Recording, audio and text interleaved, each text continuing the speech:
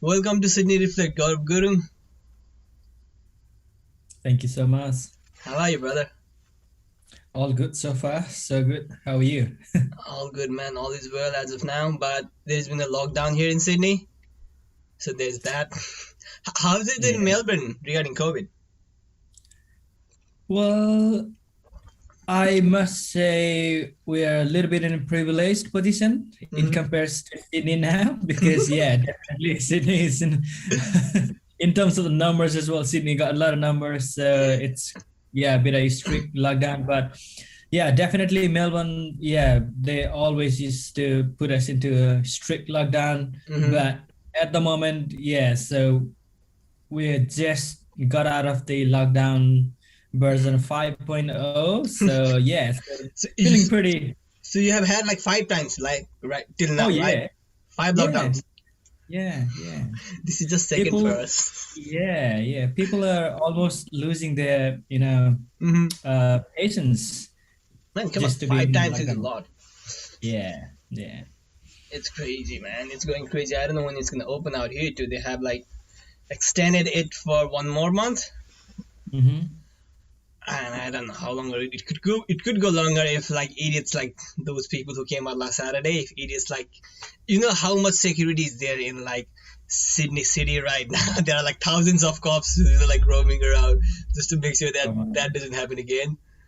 oh my God. But Yeah, yeah, yeah. I've that's also crazy. seen in some of the news clips that all Hmm. the city streets are flooded with the vehicles of the police, and then police personals everywhere to put the like strict lockdown. So I Yeah, can imagine that it's been a really tough time there in Sydney.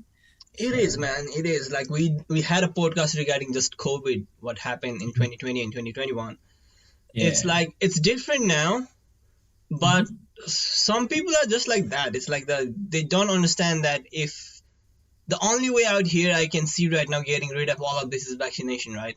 Get everyone vaccinated, so at least to a certain level everyone is safe, so we can go out and do whatever we want.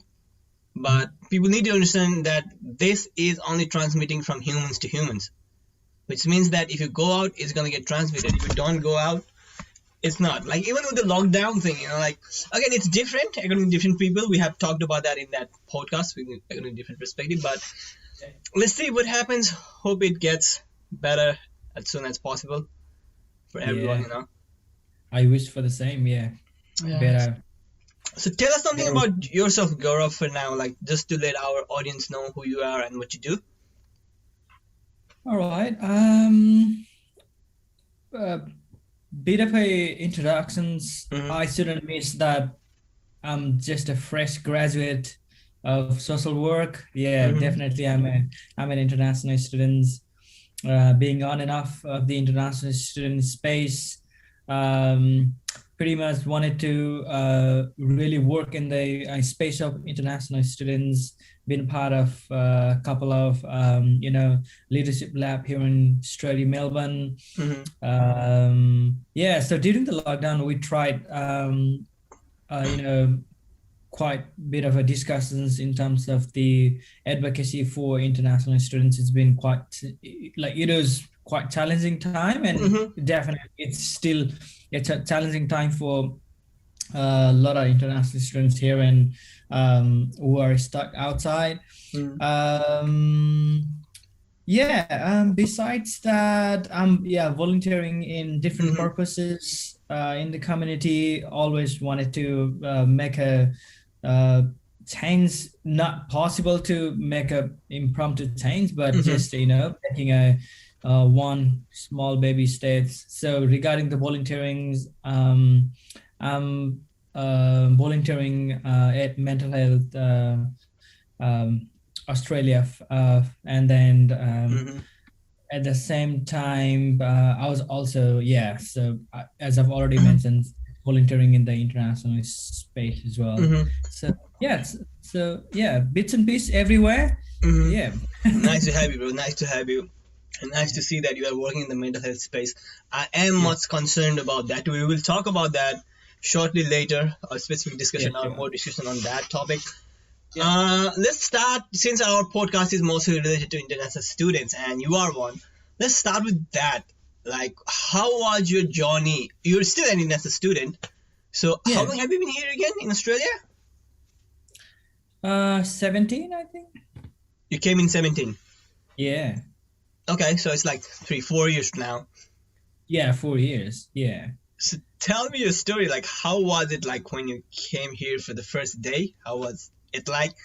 And how has it changed throughout all these like 3-4 years? Tell us your story about being an international student, you know? Yeah, so let me connect to the weather. So probably that tells a little bit of story as well. It was like almost at the end of the July, and then probably same time. Today's 1st of August, right? 2nd of August. Yeah. So so I just came here on July 30th. Okay, so 4-year anniversary, eh? Oh yeah. Okay. Yeah. And then and then look, the weather back in Nepal is quite hot now. It's kind of summer now, isn't it? So it's, and then the weather here in Australia is totally opposite. So just giving the example of weather, what I'm trying to say is landing here in Australia for the first time was completely different story for me. I was just in winter. That means surrounding was cold.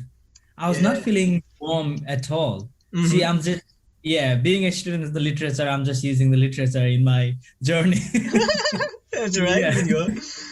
Yeah, so it was winter, and then I was not getting really warmth because no connections at all. I didn't know any people. And then I had a little bit of money in my bank account, and I was so nervous to spend that amount. During that time, I used to spend probably $15 to $20 for the grocery of whole week. Now, just imagine what did I buy. Yeah. Now, after 4 years, when I go for the grocery, minimum I spend $100. Minimum. That's the change. So that's the change in terms of this. One of the changes, yeah. So in terms of the connection, definitely I've made a lot of connections with the university and with the purpose of the works. I met you with the same purpose that we wanted to work for the welfare of the international students, especially in the Nepalese community. That way I got to make a lot of connections with a lot of those volunteering spaces, and that definitely I recommend every international students to jump in the volunteering space to make a connections, make friends, and have that sense of belonging in the community. And then during that time I was welcomed by 2 brothers, and then they were recommending, or they were just requesting me to buy a couple of stuffs in Coles, and I was so afraid to buy, even though they were paying for those items. I was quite afraid that whether I would have that sustainability, whether I would be able to afford that amount, or whether I would be able to afford the same items again or not. So I had that sort of the doubt, and then it was quite horrible experience in the beginning days. So but now just remembering those days, I feel pretty good. So we did pretty good. I think everybody has to go through that, like whoever comes in here. And that's the thing, like it teaches us how to survive with the least we could have, like as you said, right now we can spend a lot, and even then sometimes we did more. And if you look back like 3 years ago, like I used to survive for like $50 in a week, It's crazy, man. The things change, how scared we are, how anxious we are when we come here first. Yeah.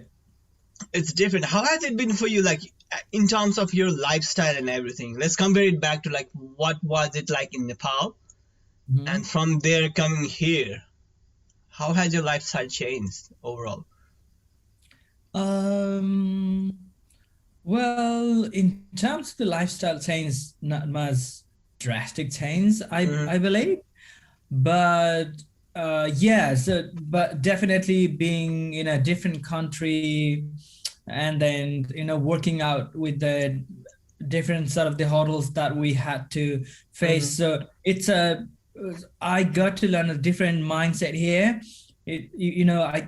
Definitely I was struggling back in country as well, but here the level of the struggle was different. Mm-hmm. And then at the same time, having to no one or having no informal support, or being in a completely different social system, Mm-hmm. it's way much challenging. At first, navigating transportation system was Mm-hmm. challenging.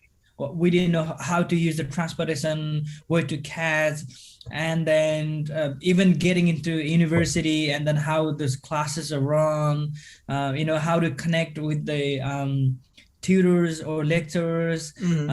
and then making new friends. So it's a whole lot of changes, but slowly you got to know a lot of people in university, and Mm-hmm. then you slowly understand the system, how it works, how transportation works, what are Mm-hmm. the sudden discounts that you get to uh, you know um, get benefited with. So having all those benefits in the society for international students, or just as a citizen, Mm-hmm. or just as a human being, or the people in a temporary visa. So having those sort of the sense of security, sense of belonging now in a community, so it feels quite good now. So I feel like I'm being more part of the community now. I'm being more included in the space, or included in the conversations. Mm-hmm. So I feel more connected now than those years back in the country.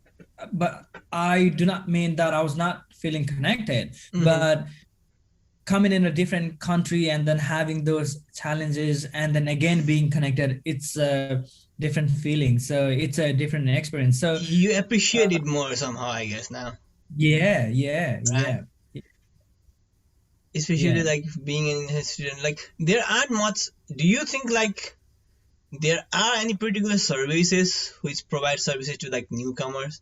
Like what have you said about those kind of things? You mean when you come back here as a Yeah, newcomers, as a yeah. student? Okay, yeah.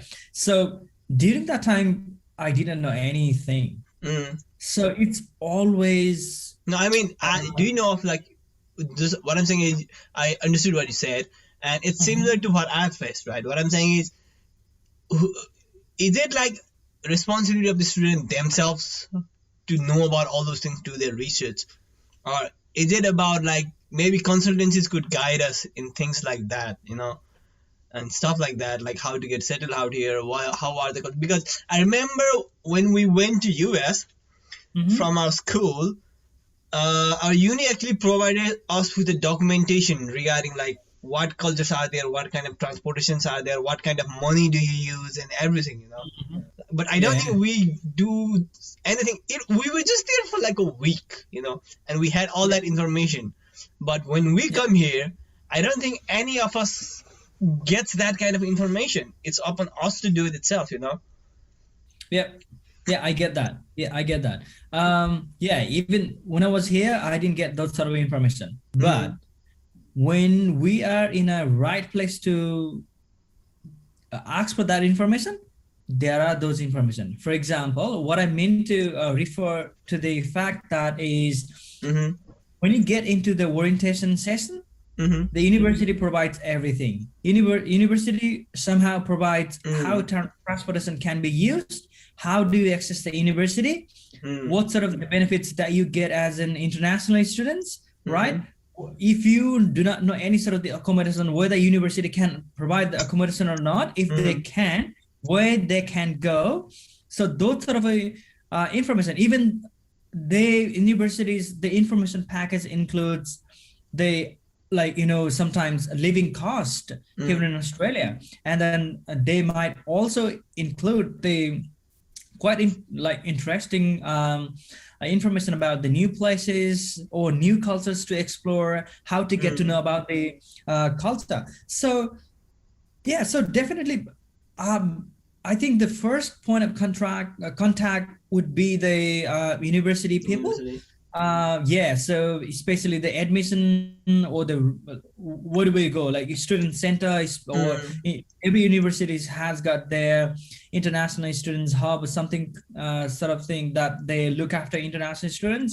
So when we get into that point, we definitely get all this mm, information. But when we get into a new country, mm-hmm. we do not know whether we have got that international students hub or not. Yeah, So exactly. getting that message across into the community is really vital and really important. And that's the really space that we really have to work around, and then work in hand to put forward that message to the new like international students coming in the community, Mm. so they do not feel that sort of the gap that we felt. Yeah, I think So it's also about what we do personally. Maybe it's also a lack in our part where we don't do proper research or where mm, we don't look for things proper. Like now, if I'm doing something, even if I'm like buying something, I do a lot of yeah, research before I buy it, before I do something.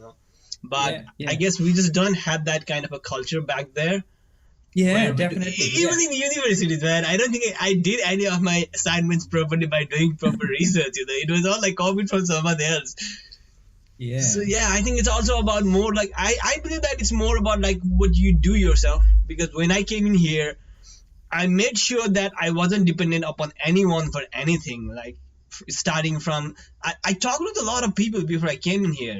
Like through either video call or through Facebook or whatever. Who were living here, the students Hmm. who were actually studying in the university. I had a chat with them regarding what the university is like, how is it, and everything. So I think it, because mostly what we can see is international students are always blaming the consultancies for not doing that, which is Yeah. also right. As I said, maybe if only consultancies would have guided us better, it would have been better. There's always that. Yeah. But I think Yeah. it's also what you do yourself. You need to do your proper research. I think we just had that habit of blaming, like back in the country, whatever happens, blame the government. You come here, whatever Yeah. happens, blame the consultancies.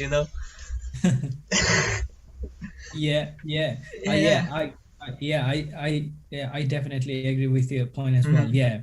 So, as you've just like pointed out, definitely the consultancies, they are the part they that they have got their own business to Mm-hmm. look after, and then while looking after the business, it does not mean they have to uh, it doesn't mean that they shouldn't have that some sense of the Mm-hmm. duty of care for the students that they provide the service for. Yeah. So they still have that some sense of the duty of care. But having said this, Mm-hmm. we shouldn't put always like a lot of like blame on the those third party people as well. It's always upon us how we make connections. Like Mm-hmm. for example, back then, if I had known you before I came in Australia, Mm-hmm. I would have probably asked a couple of questions to you, and then you could have probably given me a lot of information. So that could Exactly. be a one step that we always can do. So if you have some friends already who are like, study here in Australia, or you've got some relatives, yeah, go approach them and Do then your ask for research. the Do your research. yeah, yeah, yeah. Because I keep on getting like texts and messages from time to time, like from people from Nepal who text me to actually ask about either university or Sydney. Some of them I know, and some of them actually out of nowhere through Facebook, through my posts or anything. They just somehow Mm-hmm. figure out my account and they contact me. And Yeah. I like that. I like those kind of people, like like who's doing their own research, figuring their own things out instead of just like depending on consultancies and just blaming when they can't do things. Yeah. I think that is one of the other thing in Australia that I've learned. The culture out here is like totally independent, Yeah. and it's also something that is like somehow holding us behind for international students, especially from our community, where we Mhm. come here. And neither do we change our mindset, neither do we change our style of living, neither do we change our thinking. We are going out with the same Nepalese people, we are talking the same Nepalese language all the time. How are you gonna grow? Like, you're living in a country where the main language is English, and if you don't even know how to speak properly English, how do you think you are going to achieve something out here? Like, of course you can survive without any English. I've seen people, like especially people from China and everything, who don't know how to speak English at all, but they have either restaurants or they are selling something, and you can survive out here. But it's not only if it was only about like survival. Again, it's on personal perspective. Why do you come here? Some people might just come here to earn money, right? Not to study or look into opportunities or anything. So there's always that part. But being in a country like this, like the way I have seen things, the opportunities out here, the way I have changed, and the way I can see like you and other people who have different kind of mindset, like, like who wants to do things in life, and just, like, since we're in Australia, we want to get out and try things and learn new culture, learn new things. It just annoys me when I see like students and they are just not interested. They just don't want to do that. Again, nothing right or wrong about that, but I just feel like that. If you're here in Australia from like a country like Nepal, who just want to develop, it has got its own issues. But like, you can do a lot of things out here. So this thing is totally right. But do you think you have had that change of your mindset, like as I was saying? Has it happened with you, like the way you used to think back in Nepal, the way you used to take things in life or in profession, and it's like completely different and better now? It is completely different. But besides getting into the point like how it is different now, I want to reflect back what is the conditions, or what is the exact like condition of the international students, and what they think, and what is their mindset. In some of the cases I might be wrong, in some cases I might be like making assumptions. If that's the case, please correct me. Sometimes what happens is, when those people come here, definitely they do not have connections, and then they do not have much knowledge, and then they totally feel disconnected, excluded in the country or community. That's I get it, or we all get it. That's one aspect. But at the same time, as you've said, we do not put effort to make the connections, right? That is another aspect. I don't think most people have even understood that, how important the networking is, And then another aspect is, some international students, as you've said, they're here just for the earning. And then sometimes they just miss the classes and then go for the work. And after work, they do longer shift.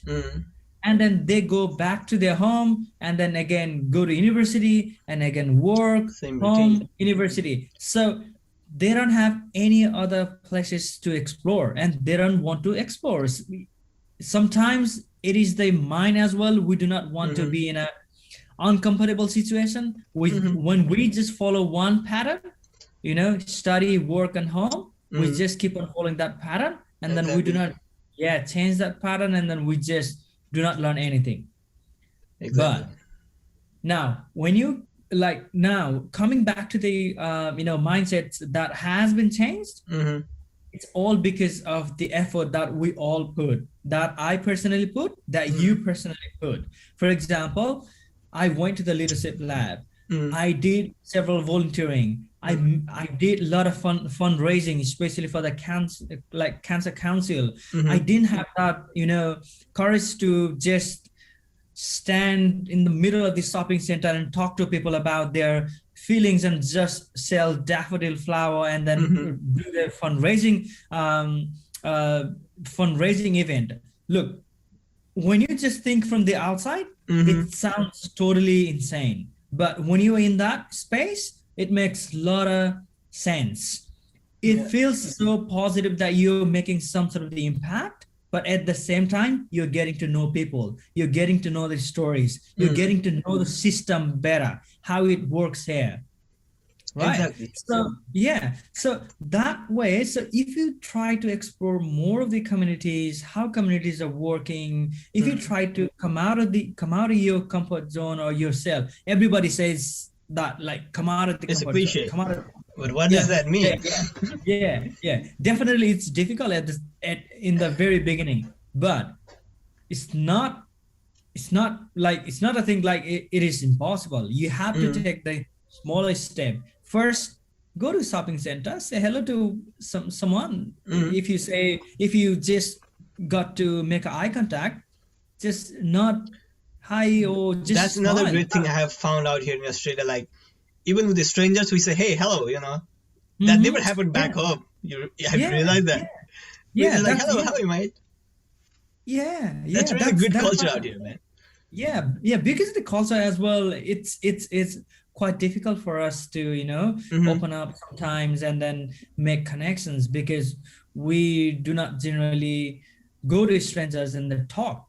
But yeah, so yeah, because of that society, that open interaction sort of, that society Mm-hmm. that welcomes open interactions, and you get to make new friends Mm. outside in the community, or sometimes you go to library, and then while reading you come across some interesting text, and then you just share that text with someone else who is just reading by your side, or your friends or your university friends. So that way it will definitely change your mindset, and you start slowly coming out of yourself, and then yeah, definitely you change your mindset. That's how I Mm. did it. So yeah, but while comparing to so many other Mm. uh, you've already mentioned some students from China, sometimes they do not know how to speak English. Mm. In that case, the people from our country is Mm. in quite privileged positions. They Mm. have been to some good schools, or even they Yeah. haven't been to good schools. They know some basic conversational English. I Yeah. haven't seen so far. I haven't seen any Nepalese people who do not know like Basic how English. to speak some just basic Yeah. English. So in that way, we're quite privileged position, like having to know that language of communication. So we really need to take advantage of it, but at the same time think that English is just a means of communication. It is Mm. not a level to judge you. We always Exactly. have to keep that in mind, and then the more you get to practice, the more better you get. So Exactly. It's um just like a basic way that you should, I think, according to me, I think that's the basic thing you need to have if you really want to do something out here in Australia. mhm, You need to at least be able to talk to the people out here. I don't know why, but people just get limited to our own community. It's, I think, as you say, it's because it's comfortable, it's easy. That's what we did. That's mhm, what I did.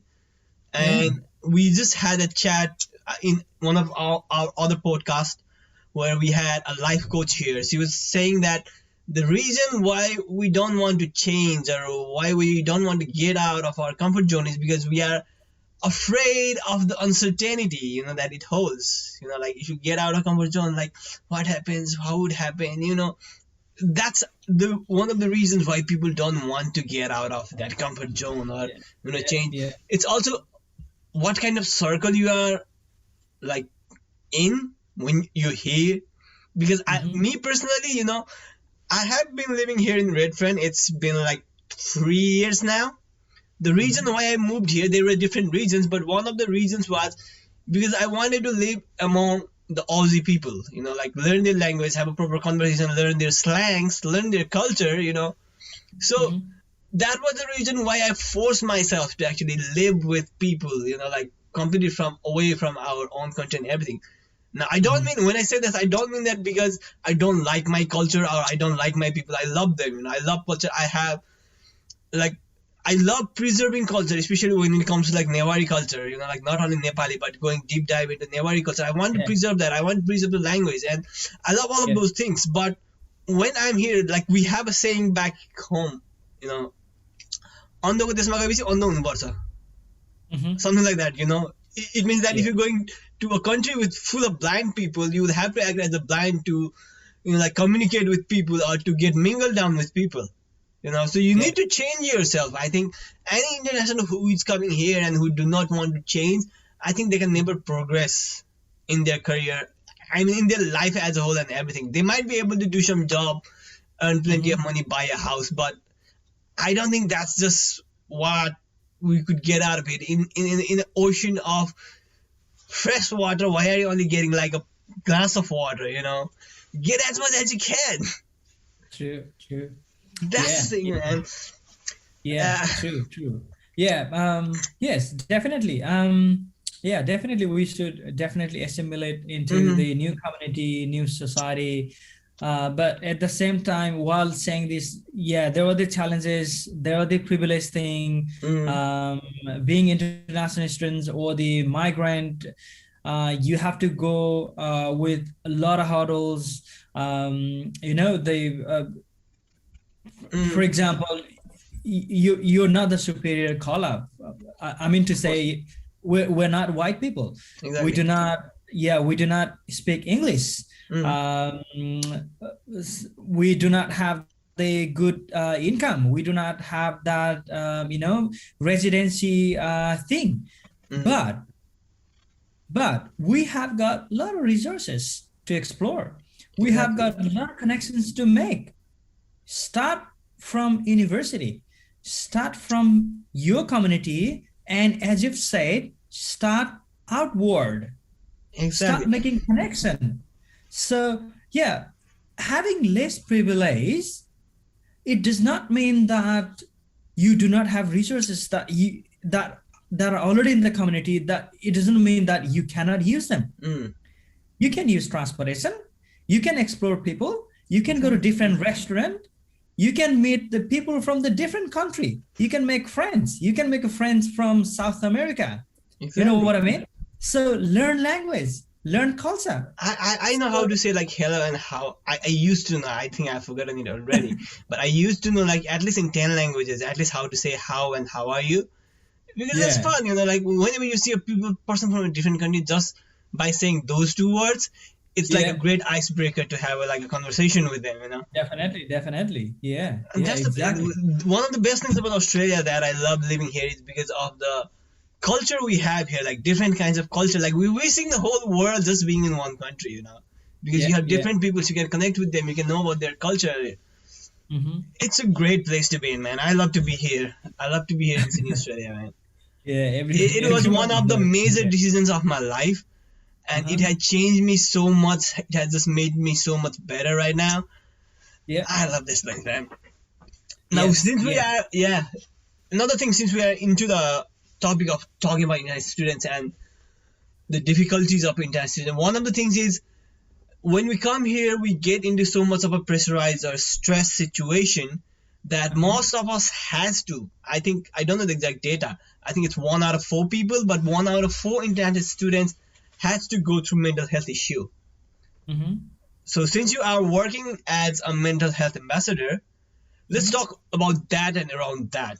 Why Sure. do you think most of us has to go through that mental health issues, and what's the situation like in Australia? Because as from what I know is it's much better out here. Like we can talk about it much easily. There are help lines and resources available. Every university must have counselors who can help you to start when you don't know where to start with. Yeah. So Yeah. what do you take on the mental health out here in Australia?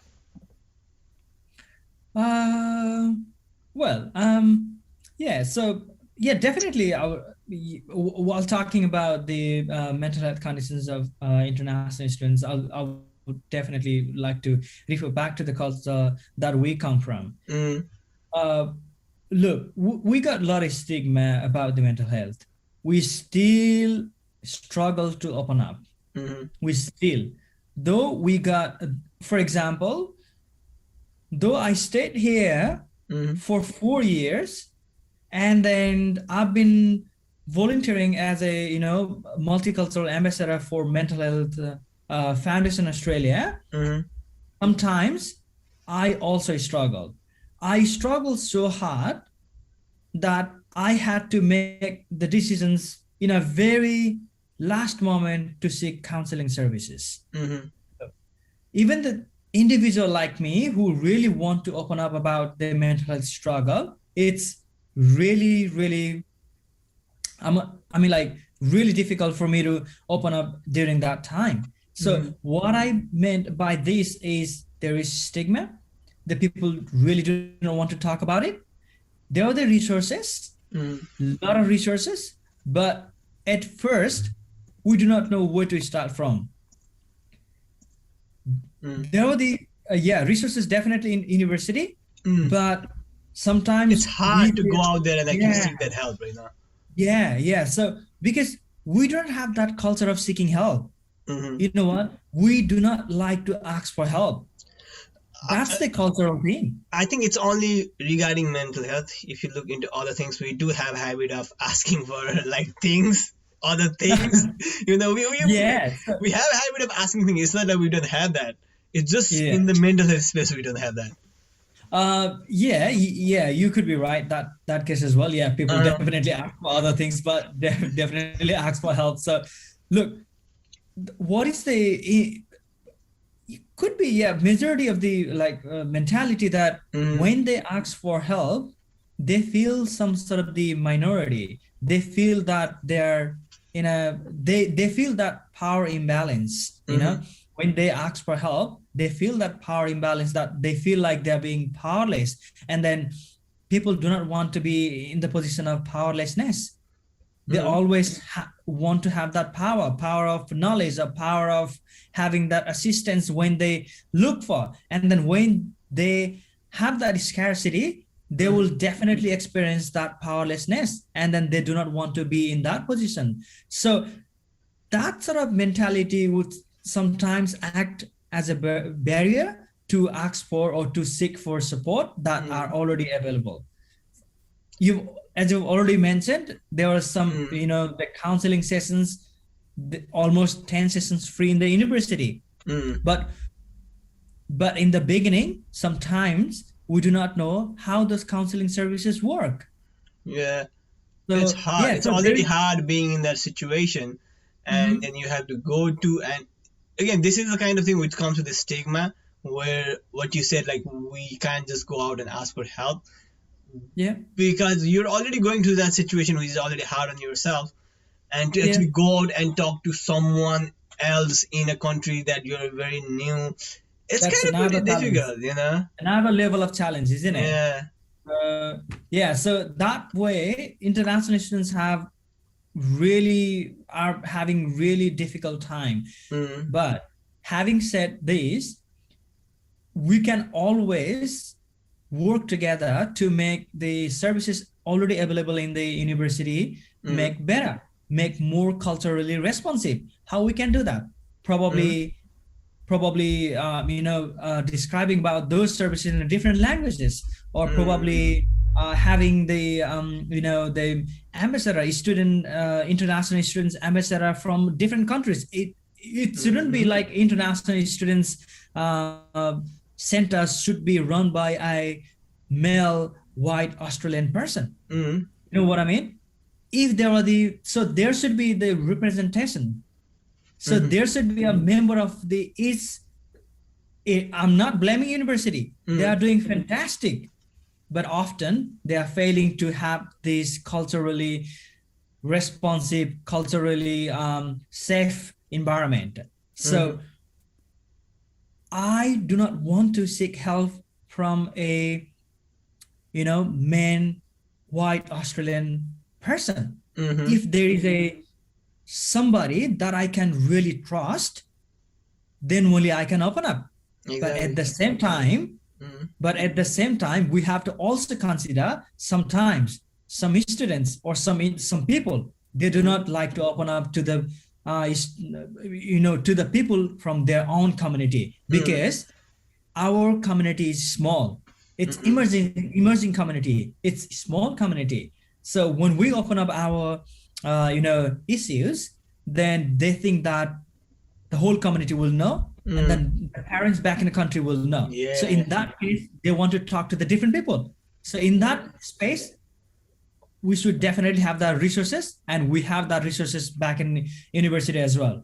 But some people who would really like to open up in their own language. Look, if I have to talk about my struggle, I feel more comfortable to talk about in Nepali language. You know what I mean?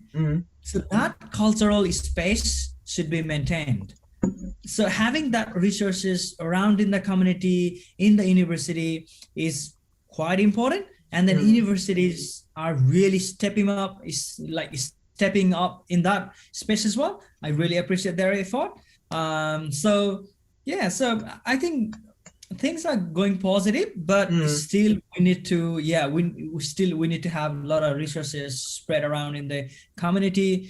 And then definitely our community organizations are also doing great. For example, while talking this, I would like to appreciate the work of the ANPL, that is Australian Nepal. Oh my God, I just forgot the full form of the organization, but it's ANPL. Okay.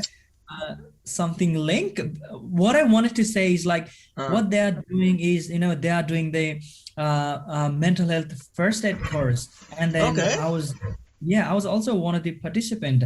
And then they are running those course for free. So is it happening here like in Australia? Yeah, here in Australia. Okay. Look, even in your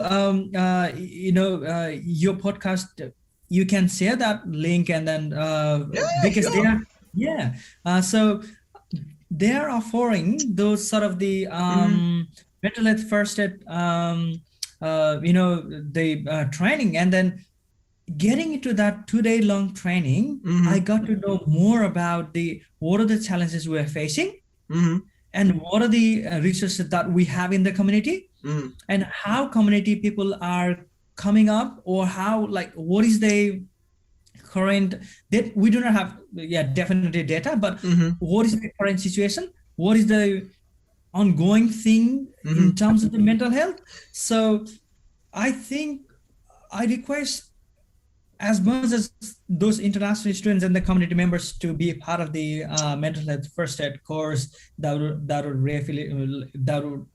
definitely help its individual, and then those individuals will definitely work in the community. So ANPL, you said that's the company name, or? Oh, hey, I think I get it. Australia Nepal Public Link. Yeah. Public Link.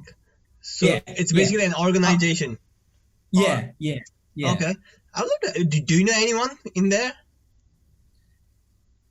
Yes, definitely. I can definitely connect you with the main people in NPL. So, for example, Niranjan Goli, and then Bharat Nepal. Bharat Nepal is a instructor.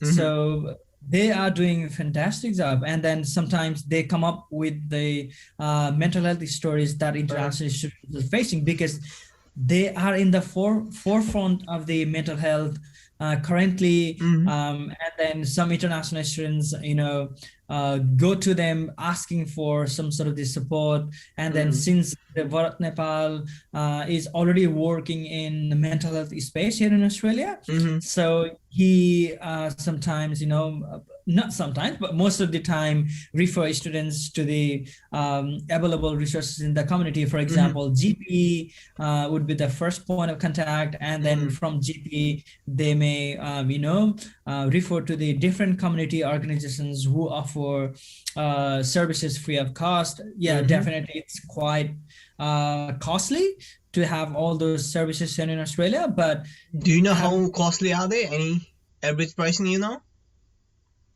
Well, I do not know the exact figure, but while working in the space, that sometimes the psychologists, they might charge you up to $200 per hour per session. So, look, $200 per hour sessions, it's way expensive for an international student. Very expensive.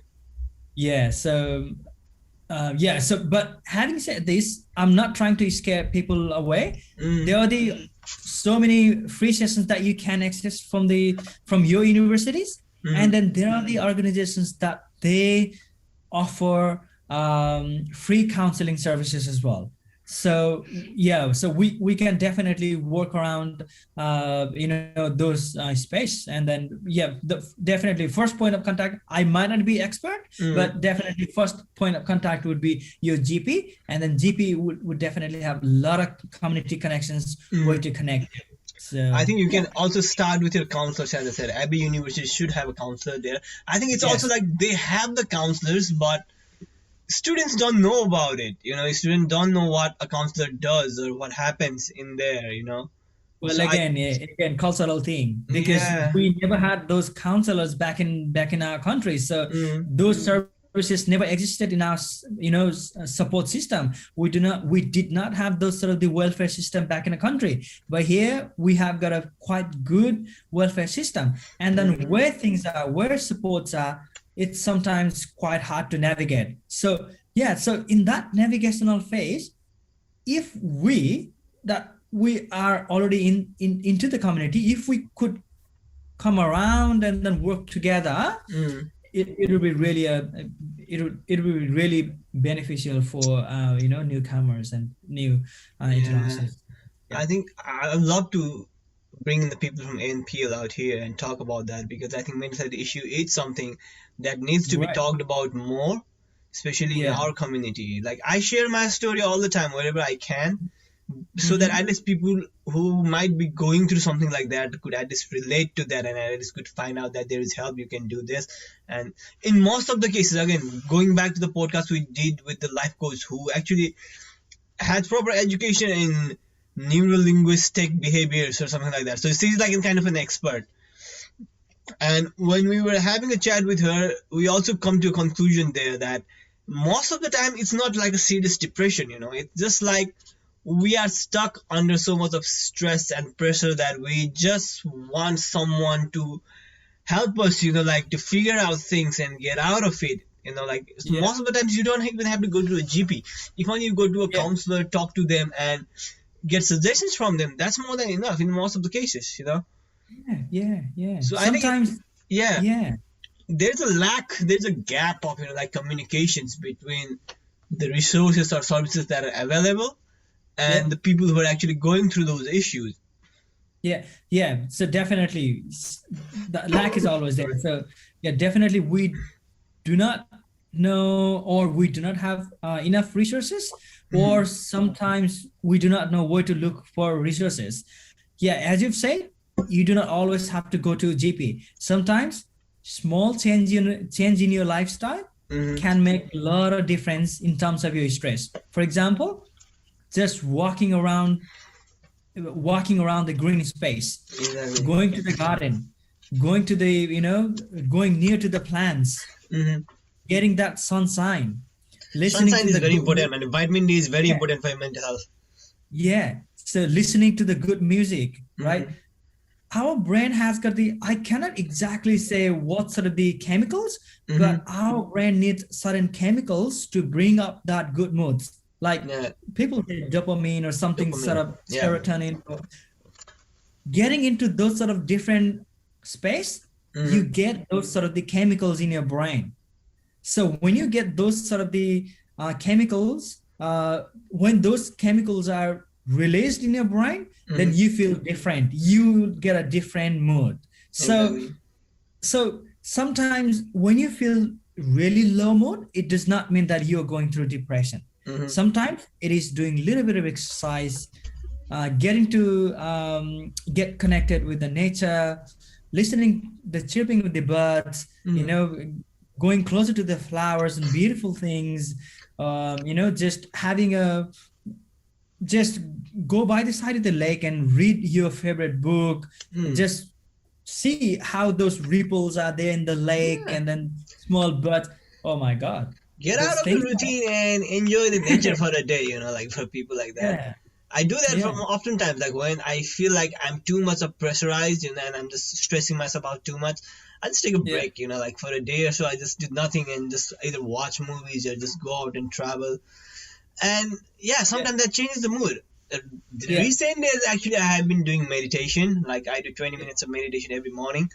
I've yeah, been doing it for like 2 weeks, I would say now, and Mhm. it had somehow helped me to like figure out or like pinpoint whenever my mood starts to get off, Yeah, yeah, it and I does. start to either get angry or frustrated, or whenever the noise starts to come out, I somehow have been able to now like figure that okay, this is coming in, and somehow I'm able to just get it out of my system then and there, or at least for the Yeah. next day, but Hmm. meditation has helped me a lot. So sometimes it's just about talking to yourself what you are doing, what you want to do, Yeah, yeah. things like that. Yeah, yeah, definitely.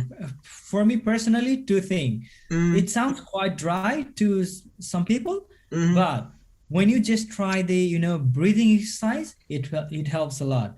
Just breathe in, hold for a couple of seconds, mm, breathe out, hold for a couple of seconds. Do that like probably 5, 6 times. It mm, helps. You can do more, mm, and sometimes.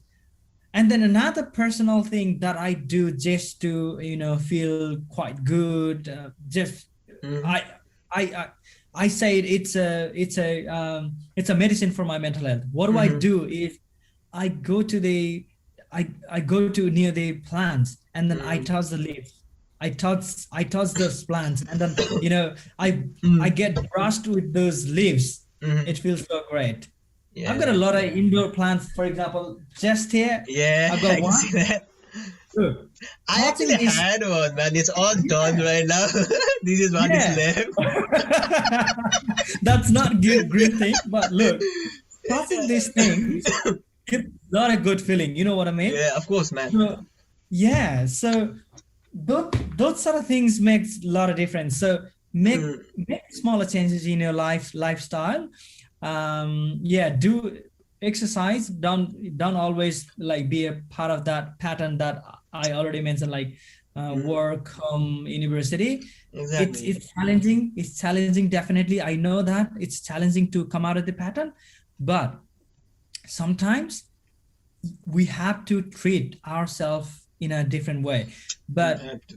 I know I'm positive that Mm, so many international students, so many people from the communities are practicing self-care. We mm-hmm, do not have that idea of this self-care back in the country. mm-hmm. We just do things, we We just don't, get man. We things don't. done, and then we do not care about our body. We Yeah. do not listen to our mind. We do not listen to our body. But here, currently, I can feel that vibe Mm, that people from our communities are doing a lot of self-care activities. And I really appreciate the people that they mm, are taking out their at least 30 minutes or 1 hour of their busy life to mm. listen to their body. You And I need to, do that. man. You need Yeah. to. So it's yeah. I think that is Just one of the best things I could suggest to anyone, because I've yeah. only been doing this meditation right now for a few weeks. I tried it on and off before, but Yeah. I had never done it like seriously as I'm doing it now. And Hmm. I can actually see the changes. I can feel the changes because of that. So I think I'm going to Hmm. be continuing this. It's you don't even have to do it for a long time, like it's 10 to Yeah. 20 minutes in a day anytime, just figure out Yeah. and just do it. Yeah. And it Yeah. just helps to Definitely. clear your mind somehow, like it helps you focus, it helps you clear your mind. It does. It does. It does. But Yeah. also, when you're talking about anything like this mental health issue is so complicated. It's not that easy, I think, man. Like, it's not just only from one scene or one angle where we say it could be a stigma. There are a lot Hmm. of variables and factors in it. Like I studied social innovation, and in Hmm. social innovation, one of the topics we learned were like how complicated the issues are, and Hmm. how complicated is it to actually solve these kind of things, because we might be trying to solve it from one angle and think that's working, but Hmm. that might just be generating another problem. Hmm. Do you guys do, like, since you're working with, what is NDIS first? Let's talk about NDIS. Okay. Quite big shift from the mental health. Oh, so it's completely Yeah. different, So right? definitely. But Yeah. it's a I'm social happy to. issue, so let's connect that Yeah. way. Yeah. Yeah. I'm uh, happy to talk about that. But let me make a connections. mm-hmm, The people having mental health mm-hmm, also can be a part of the NDIS. So Now that's the connection. Now let What's me talk about the NDIS NDIS. first for our listeners? What's Okay. NDIS? All right. Okay. Mm. So NDIS is National Disability Insurance Scheme. Mm. It's a how do I define it in a simpler way? So Mm. the people having significant and permanent disability, that they can get funded support from the government. Okay. Right. Yeah. So for example, they can support it to have support worker in their home to do self-care activities. Like sometimes due to disabilities, they cannot brush their teeth. Okay. They cannot do shower. They cannot come out of the bed. They need help somebody. They need somebody's help to come out of the bed.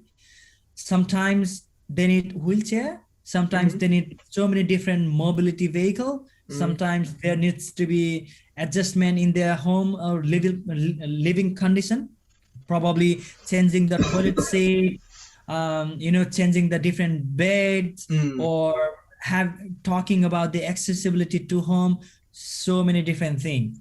So yeah, so NDIS cover those things. But having said this, it does not mean that NDS does not replaces the services that are already in the community. For example, mental health care plan that are provided by the department or other, health department, or the education services that are provided by the department or the education department. Those services are already there, but NDIS does not replace those services, but fills the gap.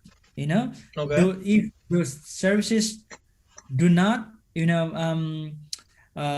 cover the support needs of the participants, then NDIS is there to fund the support.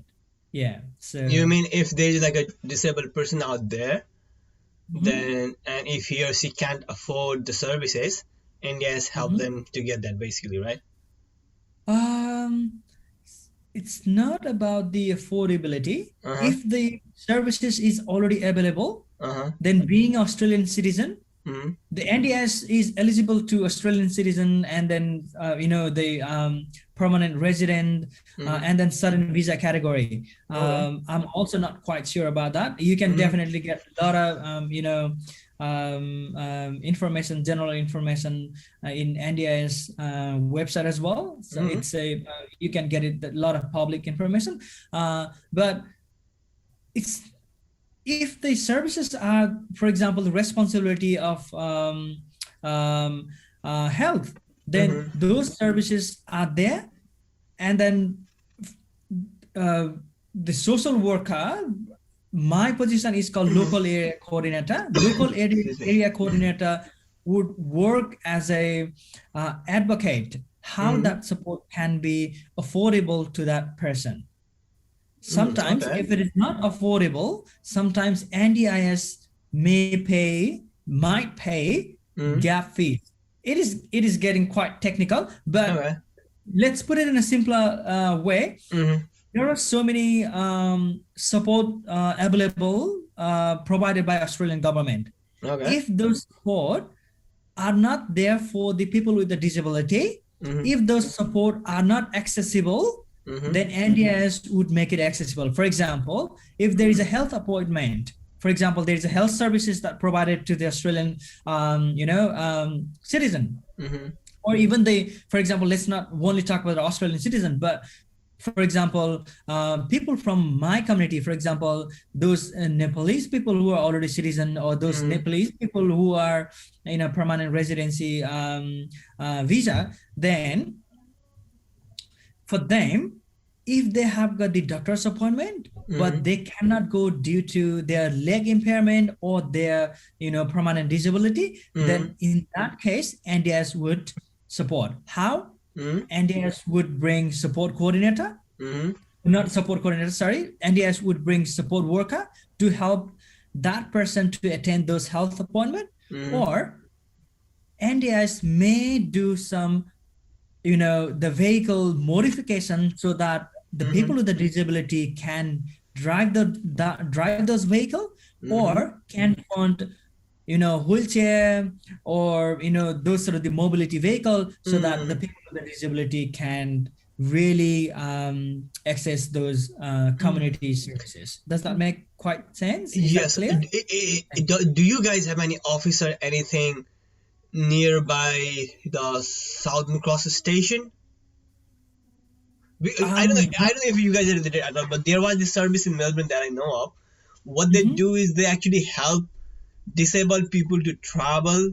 You know, like they have like a small office out there nearby the Southern Cross station, where Mhm. for people like who are disabled, they have like proper system for bathroom or toiletries. You know, because they have the things with like all those things that helps them to get up and everything. Plus, they have Okay. wheelchairs and those motor vehicles and those kind of things. And they do, I think, similar kind of work like you just said right now. Okay. So I don't know if you Oh, guys are related or not at all. yeah, Mm-hmm. I'm not sure about that place, but Mm-hmm. let me give you a little bit of the pictures how this system works. Okay. Um, the government would fund what we do. Like my organization is called Brotherhood of St. Lawrence, and it has Mm-hmm. got, and we are the community partner. Okay. And now we got three community partners. One is Brotherhood of St. Lawrence, Mm-hmm. and then another is Interreach, I think, and another is I think Mission Australia or the different, whatever Mm-hmm. it is. Uh-huh. Brother of St. Lawrence is one community organization. What it does is once people get the access, once Mm-hmm. people become eligible to get that funded support, we make the plan. We talk with the like people with the disability. Mm-hmm. What are their goals? What do they like to do? For example, they want to they have got a for example Lego club in a community, Mm-hmm. and then they want to be part of that. For example, they want to play basketball, or Mm-hmm. they want to do self-care activities like brushing teeth independently without any sort of the help. They Mm-hmm. want to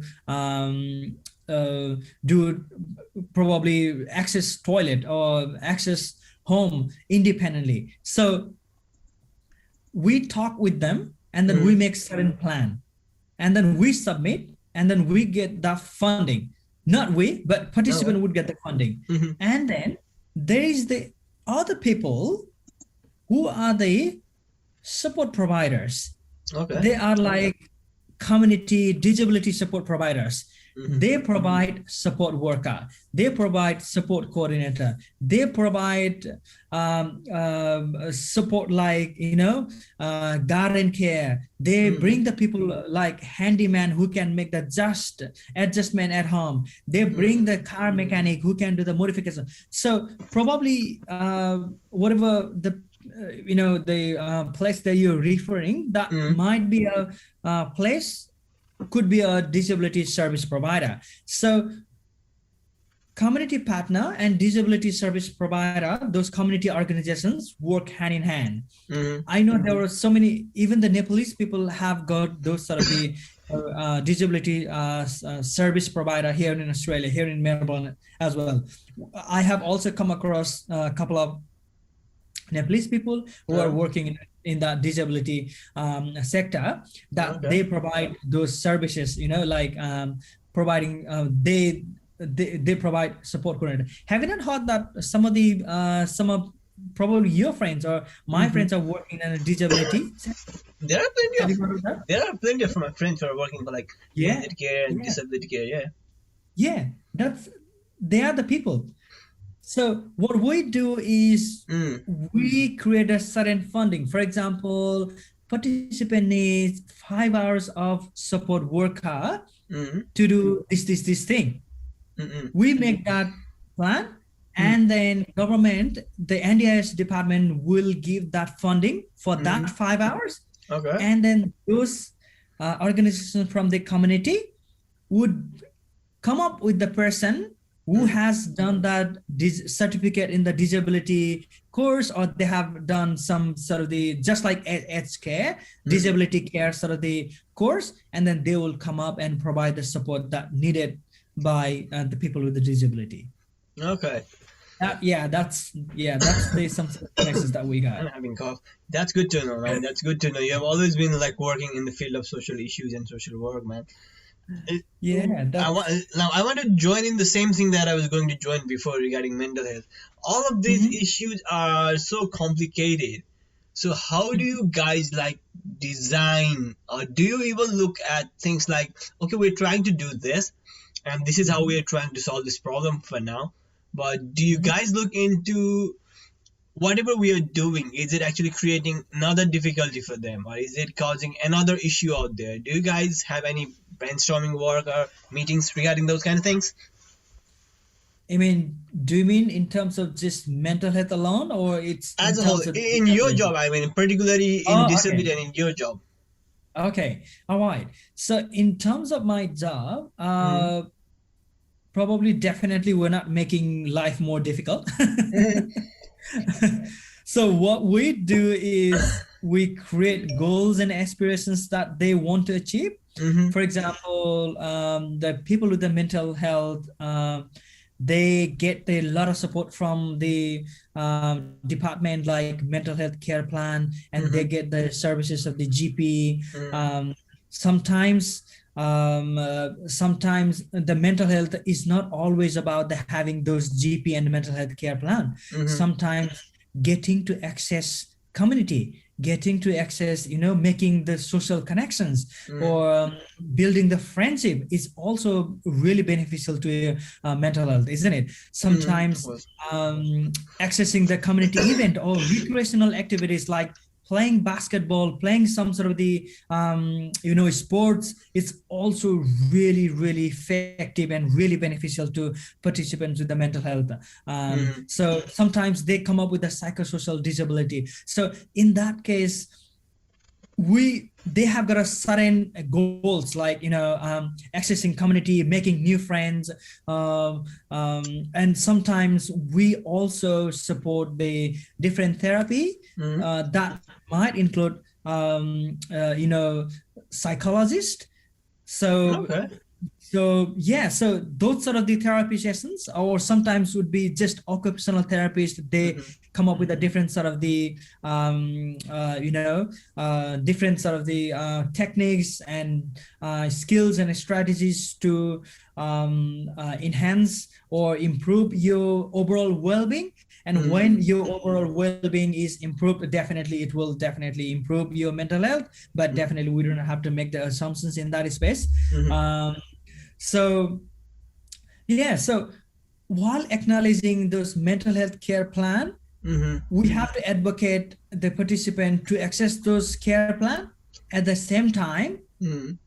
we will bring in the support, funded support, as well as other supports that are already available in the community and mainstream Mm-hmm. community. Mainstream is definitely health and those. So those community supports that are already in the community, we try to connect those participants with those community. For example, could be basketball for people with the autism, or Mm-hmm. basketball with the people with the disability. Those sort of, or just uh, or could be just a employment support for people with a disability. Even the Mm-hmm. councils are doing so great employing the people with the disability. We can connect to the council, and we can connect to the information session in the council. We can connect to the library sessions that they are having, probably just a reading of a story. And then what happens just attending to the reading of the story is they Mm-hmm. get to connect to the people. They get to read the story that they really love. That so in That that is that, space, yeah. That yeah. is So something it's that I not also about. like think about a lot of times, especially coming to the point of like, especially COVID has taught us this, the Mhm, importance of community, being mhm, around community, being around people, talking to people. It makes a difference, and especially if you are someone who are in a state of being a disabled person, it mhm. matters a lot, like especially for disabled person, even with the homeless people, there is this organization called Orange Sky. Do you know about them? Yeah, yeah, yeah. Yeah, so basically what they try to do is they try to provide bathing and laundry options for the homeless people. And Yeah. that's not only Agree. what they do it by just putting in like a dryer and a washing machine. at the back of the van, and while that is being washed, they actually sit around in like orange chairs, and they talk to people, and it's kind of a counseling or just a friendly conversation, because that makes a difference in the lives of people like that. So that's a great thing you're Exactly. doing, bro. Good Yeah, on you, bro. exactly. Yeah. Yeah, as you've just said, like people just sitting in the orange chair and then just talking to the people. Hmm. Sometimes just having somebody to talk to Mm. is the immense help. It It's makes a lot of difference, bro. Like even yeah, in our normal lifestyle, I'm yeah, very lucky that I have those few friends who I can yeah. go to and talk to, and they could actually relate to me. Hmm. It makes a lot of difference. If you're having a bad day or bad mood, if only you go out and talk to someone about it, and someone helps you somehow analyze it and give you an honest answer, man, it helps a lot, man. It helps a lot. Yeah, yeah, yeah, definitely, definitely. Hmm. All right, then, Gaurav, I think it's more than an hour we have been talking. I think yes. Oh, oh, really? Yeah. Oh, oh my God, that's good. That's the thing about having Yeah, the podcast like this, we yeah, yeah, we covered a lot of things. We cover a lot of things, man. We cover a lot of things. Thank you very much for coming here. Thank you very much for your time. All good, all good. Yeah, probably while talking with the NDIS, Uh it's huh. probably may sound definitely so much dry to the international students, Hmm. but if they want any sort of the help, to be part of the NDIS, or they also want to work in this space that Hmm. I'm working as a local area coordinator, Hmm. they can always reach out to me. I'm more than happy to help them how Hmm. they can work. For example, those people who are just doing the certificate course in the disability, Hmm. they can also work like my Hmm. positions. They don't have to do the master's degree in social work to work in a Okay. disability. Yeah, so those people with the in my space now, Hmm. especially local area coordinator, they are bringing people from the different background, people Hmm. from the banking, people from the data, people Okay. from engineering background. They are just coming into this space and working as a local area coordinator. It's Hmm. more of a like connecting with the community. So you definitely shouldn't be a student of social work to work in the especially in this NDS space. So Hmm. if you're from the different sector, I highly encourage you to come forward and then seek those resources how to be a part Hmm. of it. As I already said, if you have already done the disability course, Hmm. please, you have already done 50% job. You're way forward, you can apply for the job Hmm. they can offer you. And regarding the mental health, yes, as I've already mentioned, Hmm. I'm just volunteering as a multicultural ambassador for Nepalese community. Hmm. And then during the October month, this is not a marketing thing, but Uh huh. it's Yeah, you a can bit of market a it, man, bro. Come on. Yeah, yeah. you can do it. Because yeah, during the October, Uh huh. whole massive events are going Okay. because it's the mental health month, and during the October, right? October, so You yeah, should so release my movie then, man. oh yeah, Good to know. that's Thanks for that. yeah, yeah, that's the right time. So Ah, and then during that time, I am also being a part of national walk okay. that is happening in Melbourne. I think that is happening in Sydney as well. If you Okay. like, then I would be more than happy to send you that resources. So I'm Yeah, being send me the part of link. the All the links like yeah, NDIS, ANPL, and all those links. Just send me. I'll yeah, just put it in the descriptions below. yeah, yeah, Our exactly, listeners exactly. could get it from there. So what I'm saying is like I am walking in a national walk. So if you want to be a part of that walk and Hmm. then do some sort of the fundraising, please reach out to me, and then we can just walk and then have a chat. It is happening just in Albert Park here in Melbourne, Hmm. and then there is so many other things like multicultural gala dinner and then Indian Film Okay. Festival.